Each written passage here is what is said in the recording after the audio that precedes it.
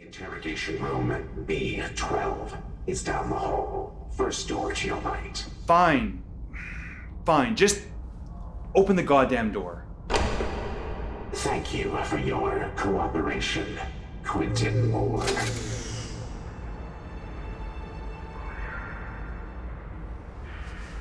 Wait, Captain. You know what you have to do.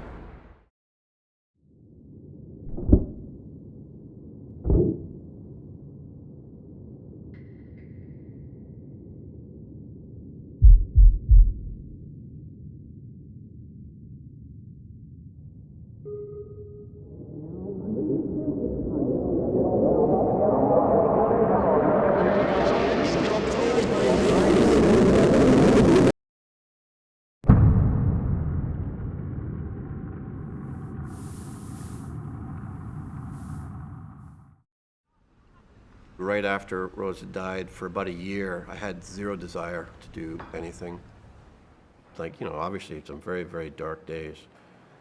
If I didn't have my kids, I don't know what I would have done. I just wanted to go back to sleep to get that serenity back.